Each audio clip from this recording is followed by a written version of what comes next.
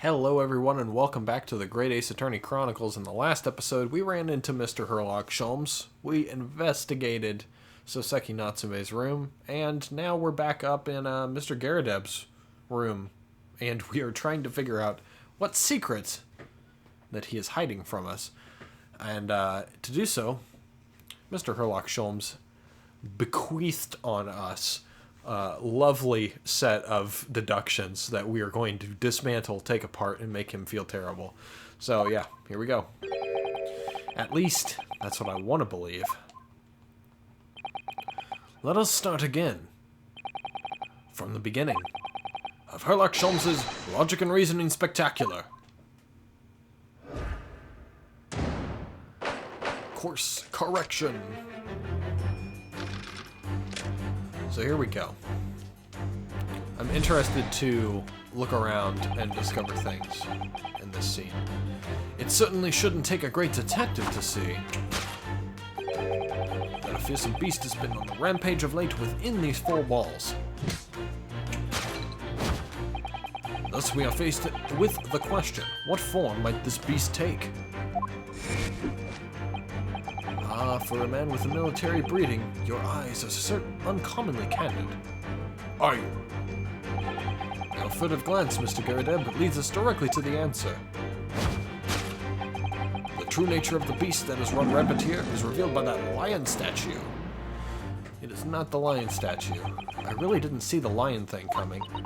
No, but if you observe Mr. Garrideb's reaction, it rather seems as though some beast did indeed run amok here in this room. Yes, something with a very fierce nature. But it couldn't have been a lion transported from India. Oh, but it couldn't have been a lion transported from India. So what was it then? We must follow Mr. Garrideb's gaze. That will lead us to the true answer. Alright, so... Oh. There's a nice photographic frame over here. What is this? Who in the world? What's this photograph? It appears to be from Mr. Garrideb's wedding. He looks very happy, doesn't he? He does, but you can't make out his bride. No, how unfortunate. Something must have struck the glass directly over the woman's face. I wonder what happened. Probably best not to delve too deeply there. Yeah, I think it was probably her who did it. Take that!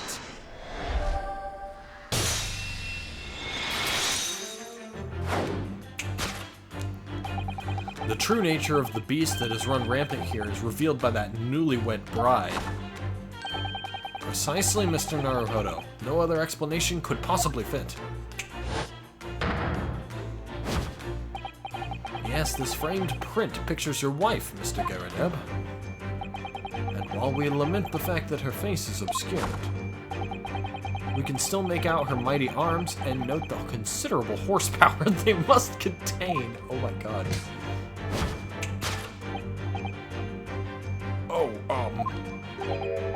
Indeed, surely any woman of such powerful constitution would be honored to be described as a beast. Honored might be stretching a point. Too late! The fact remains that the beast which so clearly salvaged this room was your wife, Mr. Garrideb. Chilling traces of a wild rampage are still very much in evidence. Well... Yet, as we look around, the beast in question fails to present itself. Where could this angry creature have disappeared to? Madam. Me? I pray you do not consider me unchivalrous, but it is plain to me with one glance in your direction. It is? Yeah, it's not the dress pocket. The poor, fragile, defenseless woman is beside herself. Well, I don't know about fragile. Oh dear. Anyway, Mr. Sholmes is quite right. There's no sign of a Mrs. Garrideb anywhere.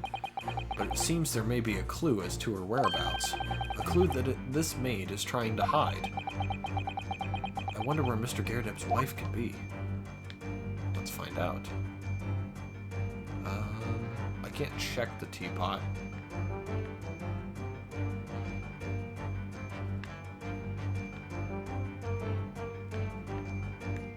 I'm trying to look at the bottom of her hands. Oh, there it is. The wedding ring. Take that! Boom.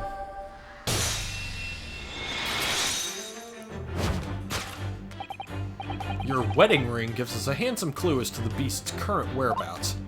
Oh! Indeed it does. That flowery band gleaming on your finger gives you away. For it is identical to the one shown in the hand of Mr. Garridebs' bride in this photographic print. In other words, you are no ordinary household maid. No. You are Mr. Garridebs' lucky bride. You are Mrs. Garrideb herself. He said himself.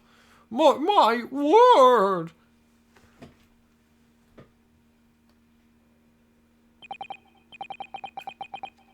Well, jolly fine detecting, sir. As you rightly surmised, this is the wife, yes? My Joan. Rather than let herself go, you might say. Rather let herself go, you might say. Oh my god. Yeah, I don't... It would appear you don't live in the most comfortable of circumstances. After all, you are a retired army man, yet you are in the business of renting out rooms. I would assume, therefore, you have insufficient means to employ a maid. Would that be correct? It's not right, I tell you. I'm a second lieutenant of the 3rd Regiment. A man has his pride, don't you know? By golly, it's a sorry thing when a chap can't even afford to have a single maid in his employ. Yes, here in London, one is rather judged. A household cannot be considered worthy of society if it employs no staff at all.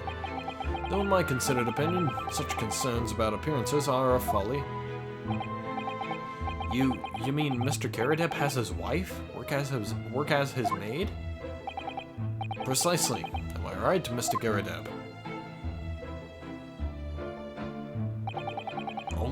Only in company, obviously, but listen here. This must remain a secret. Tip-top secret, please.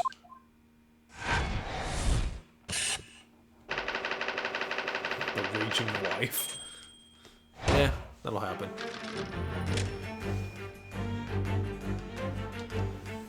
Alright, so what about everything else? Now, Mr. Garrideb.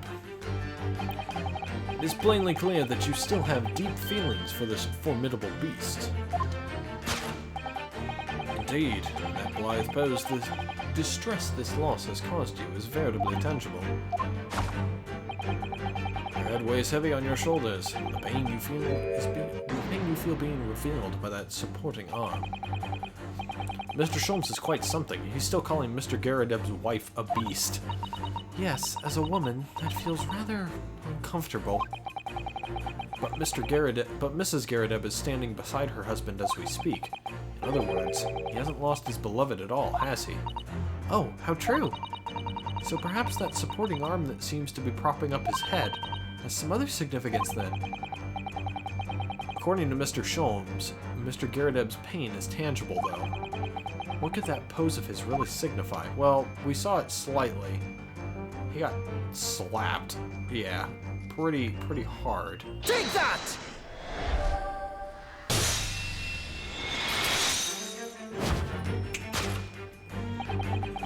Your head weighs heavy on your shoulders, the pain you feel being revealed by that slapped cheek. And of course, the deliverer of that impressive mark on your cheek that refuses to fade. Was you, Madame Joan Garrideb? Well, yes.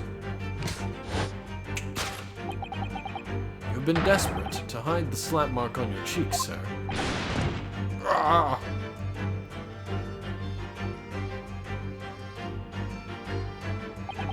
How the blazes! Did you work that out, man? Nothing escapes the notice of one trained in the art of observation, my dear fellow. That's why you haven't looked directly at us even once. To keep your other side from view. Well, Now, let us proceed to the next conundrum. Why were you subjected to such a violent slap? In other words, we must ask ourselves what caused Madame Garrideb to fly into a rage. And we need only follow the direction of your gaze to find the answer. Yes, it is this pile of bills. No. I do think those are bills. Didn't Mr. Sholmes say that the bills were all for lion fodder? Yes, but now we've established that the lion never existed, which can only mean that the thing responsible for gobbling up all that food was Mr. Garrideb's wife. Mr. Naruhodo! She's a person, not a thing! Yes, well, she's also a person who gave her husband a mighty slap around the face. One so hard that it left a perfect hand mark, in fact. Yes, why would a woman want to hit her husband with such force, I wonder? I'd love to know the answer to that question. And we will find it out. Let's see what this bookmark is. Someone must be reading this book at the moment. There's a bookmark here, look. Mr. Garrideb. Mr. Garrideb is clearly an avid reader. Oh, wait a minute. I don't think this is a bookmark. Oh no, so it isn't. It's a note written in a woman's hand. Oh, James, I love you. Yours, Mary.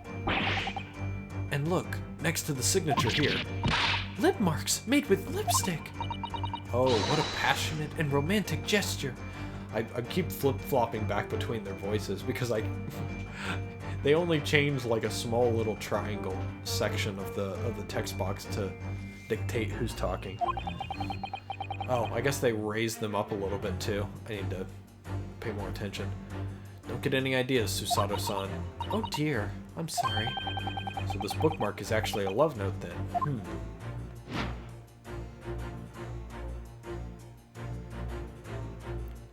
Yeah, I think that would be it then. Take that!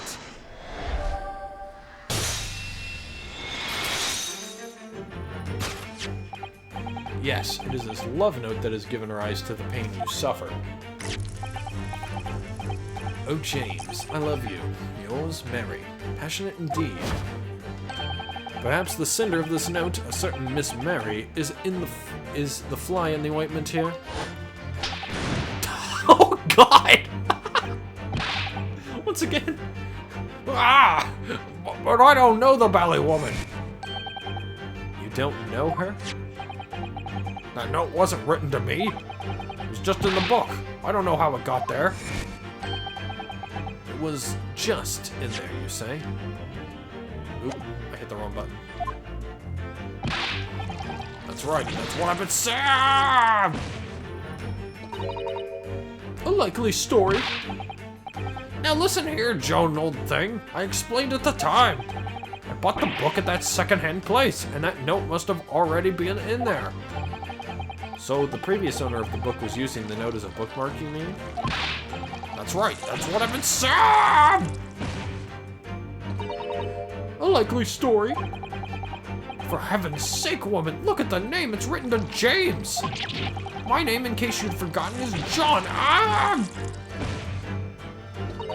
A likely story. Are you questioning my name now? And there we have it. She's a very violent woman, isn't she? Jesus Christ. If you're I'm surprised you've been married for this long, considering how little you trust him.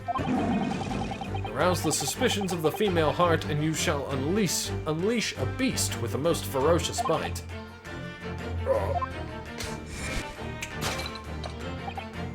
Now, in a final fit of rage, the ferocious beast carried out one last unimaginable attack. Unimaginable?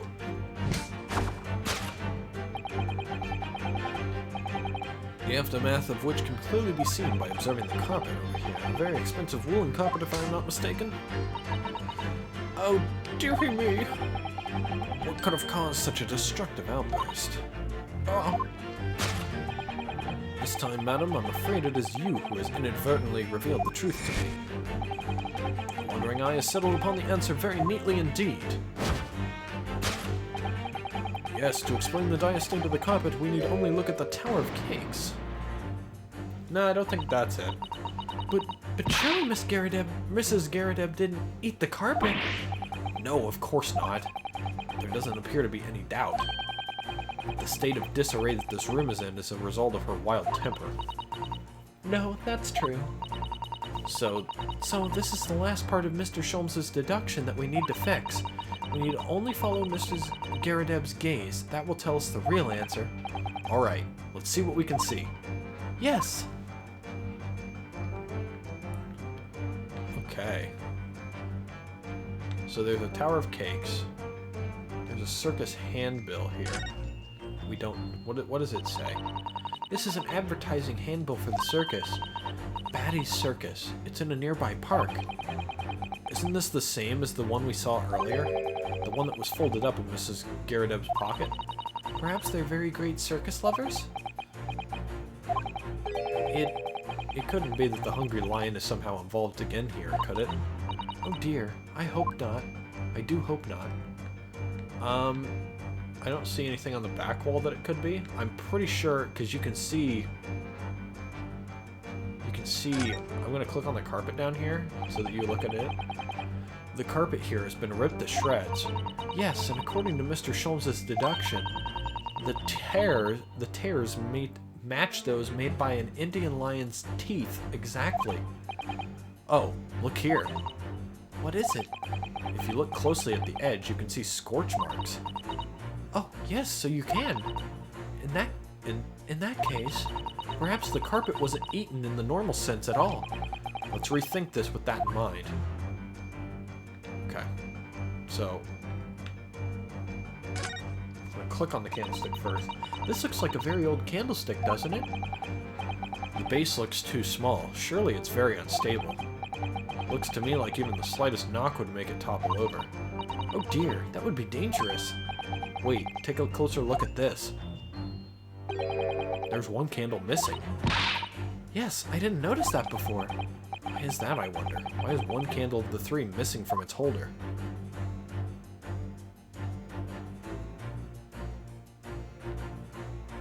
So, I think we've... I'm going to go ahead and present it, because I think we've adequately checked both of them. Take that! Okay. Yeah, I think that worked. Looks the same as the other ones. Yes, to explain the dire state of the carpet, we need only look at the candlestick. Most illuminating, my dear fellow. And of course, the only possible way out of this logical labyrinth. Yes, the remnants of a ferocious attack in which the carpet was devoured are clearly visible. Indeed they are. The scorch marks at the edge clearly give the truth away. The scorch marks? It would appear that this room was the scene of a little marital altercation. Mrs. Garrideb's mighty arm muscles left an impression on not only her husband's face, but on the entire room. The force of her strike caused a candle to fall from the holder. In seconds, the carpet was alight, and the whole corner of the room in flames. Yes, for the most ferocious beast in this world is neither a violent lion nor a vengeful woman, but fire. And in this room, that ferocious beast bared its claws and ran amok. Eloquently put, my dear fellow. So you see, there is but one conclusion here.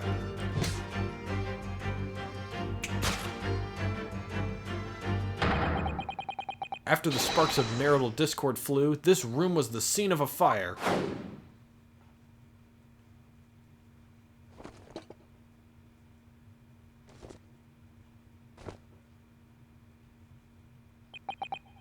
Mr. Sholmes, sir, I salute you!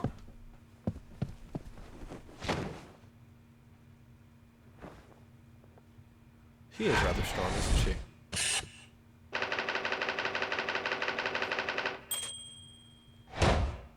Solved.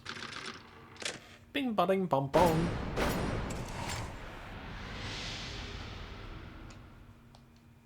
Nice.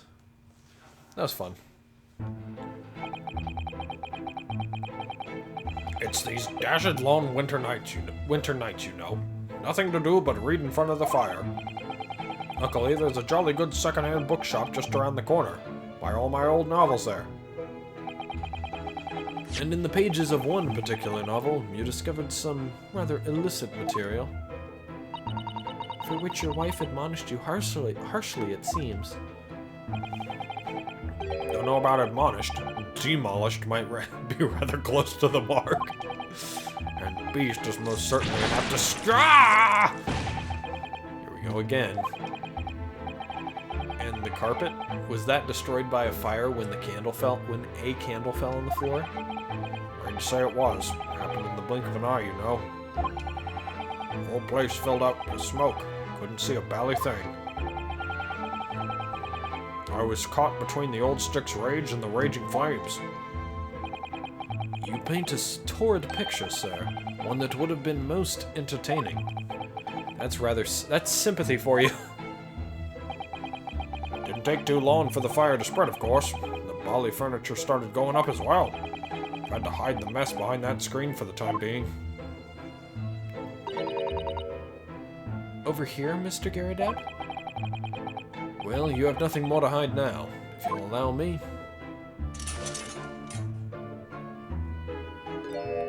Oh, I see. Went up there, too. Had all my favorite old novels in that case. But as soon as the fire got a hold of them, that was it. Whoosh! Up in smoke. Gosh. And the wife started hurling things at me. What a terrible sight it must have been. There was I, back up against the window, under heavy enemy fire, incendiary books coming 10 to the dozen. Worst of it is, I lost my favorite, a book called The Lion's Pride. The Lion's Pride. Ah, yes, your notorious love of big cats coming through again. I assure you, the title didn't influence my choice in the slightest. So the poor man really did lose something dear to him as a result of the ferocious beast's rampage. Mr. Sholmes's deductions turned out to be correct once again. It can only be described as a great British wonder. I tell you, it was total carnage. Flames everywhere and the old stick in full fettle. Out of interest, what time of day was that? Not sure I can remember. It's 2 days ago now. Let's see. Around 5 o'clock, I think. So at exactly the same time, as a terrifying incident was unfolding outside your window on the street below. Oh, more terrifying on the inside, I can assure you. The whole of Blighty could have been flattened outside my window at that moment. I wouldn't have noticed a dashed thing. Oh, really?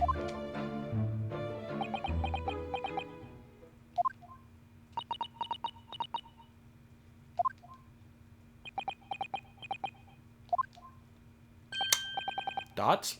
Mr. Sholmes? Yes, Mr. Naruhodo. What can I do for you? Well, I think we've got to the bottom of Mr. Garrideb's situation now. What does it have to do with Mr. Natsume's circumstances? I can't help you there, I'm afraid. What? My dear fellow, if you recall, I did say as much from the outset. I warned you that although I knew the retired army man had to be hiding something, I could not be sure whether his secret would prove to be of relevance or not. I just knew you were going to say that. Now, Mr. Naruhodo, you mustn't lose heart.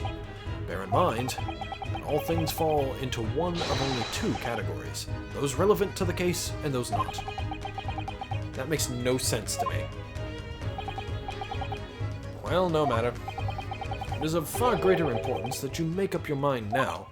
Sorry? Visiting hours at the prison will soon be over. Oh no. Is it that time already? If we're to accept Mr. Natsume's case, we have official paperwork to attend to. So that's it. No more time to think. Perhaps you'd like to betake yourselves to bidding us farewell now? I must prepare supper for Mr. Garrideb. Oh yes. I'm so sorry. Thank you both very much for your time. Soseki-san will be waiting for us, and I'm going to have to give him an answer. Can I examine this section a little bit more, since I haven't checked it? What a miserable sight. Oh dear, but at least the whole room wasn't engulfed in flames. Huh, I suppose so. My whole collection went up in smoke, you know. All those novels I adored so much. Well, John, whose fault is that? Not mine, that's for sure.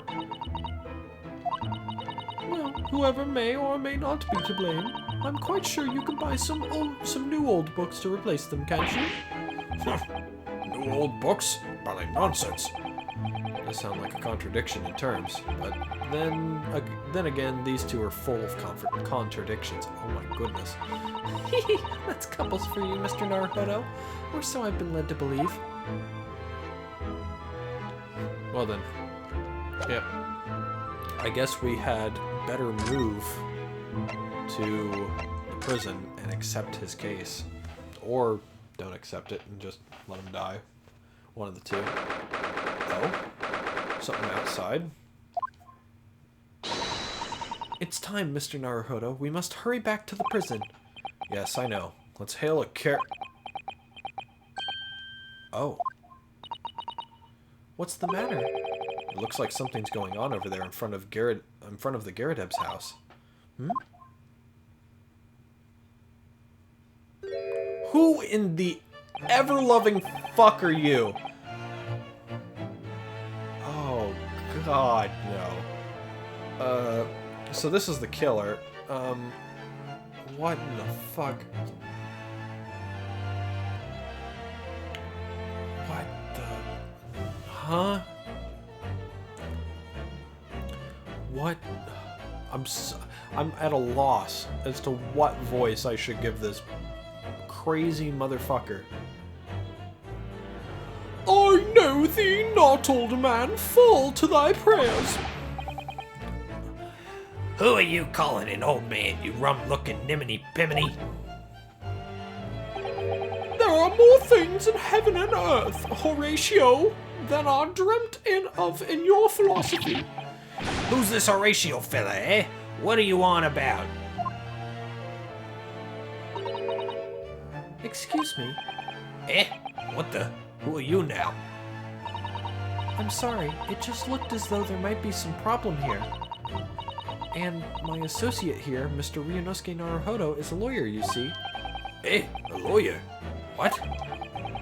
If I can be of any assistance, I'd be happy to help. I'm from Japan, but I have studied English law. Fine, I'll be on my way for the day, but you mark my words. This ain't over yet. Get thee to a nunnery. Do I look like a bloomin' nun to you?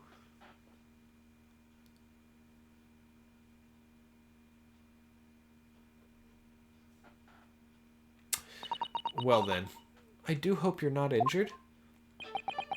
Oh, fair Eastern maiden, thou art so gentle, thank you. What was that all about? There are more things in heaven and earth, Horatio, than are dreamt of in your philosophy. I'm not Horatio either. Forgive the inquiry, sir, but are you a lodger here? In the Garrideb residence? Oh, fair Eastern maiden, thou art so right. Yes, I do dwell in this humble abode. Mr. Garrideb mentioned that he had another lodger, didn't he? This must be the man. If you can call him that. Like, Jesus Christ, I don't know what this person is. Do you happen to know the other lodger who lives on the first floor? Ah, yes, a gentleman named Natsume. Oh, more worthy a polemist in my battle of words ne'er could there be. Sorry, battle did you say?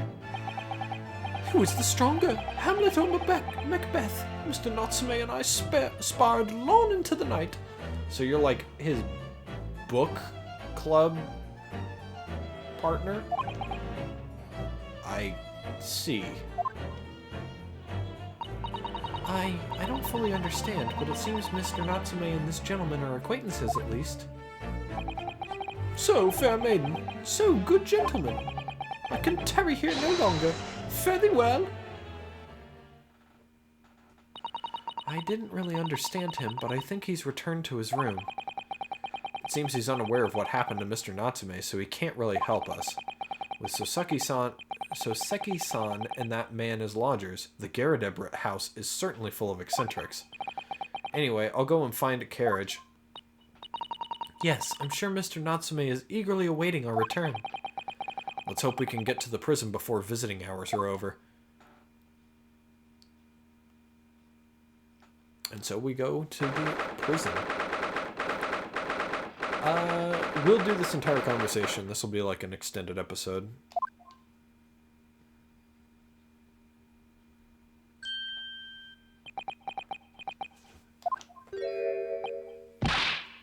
Oh, it's you! I don't even remember what voice I gave this man. Hold up. Oh, it's you! You're here! You came! Locum student, Mr. Naruhodo, Esquire! I can't believe you came back! I'm so touched! We are so sorry to have kept you waiting, Mr. Natsume. Oh, no! Think of nothing of it! Relax! If I were a cat, I would purr with pleasure at the company of such fine compatriots. Noble, nurturing, never-failing Nipponese! Oh, now, let's not get carried away. Oh, I quite agree. There's nothing more reassuring than the familiarity of one's native land. On the other hand... Oh, it's him. For some reason, I thought it was Van Zeek's. It is through friendship transcending international borders that one truly appreciates the fact. Such is my belief, at least. Yes! It's you! The miserable, rotten spy! Airlock Sholmes! Mr. Sholmes, what are you doing here? I have no intention of doing anything, per se. Save observing, of course. Whatever do you mean, Mr. Sholmes? Well, having encountered some curious reading material in that gloomful room, and having unmasked the secret identity of that eccentric pair, I decided I should drop in on my way home to see how our divested friend is faring. Gloomful room? At least your accommodation here offers a window, my dear fellow. In that sense, it is the superior option. Anyway, I must commend you on your taste in books. My day has been a delight, and cost me not a penny. Ah, you! How dare you, Airlock Sholmes! Oh. I've had it. I'm through. I'm at the end of my rope. I should never have come to Great Britain. It was a terrible mistake. Haunted by spirits in those accursed lodgings. No doubt my luck will be cursed in tomorrow's trial as well. My whole life is bedamned! What are you thinking, Mr. Naruhodo?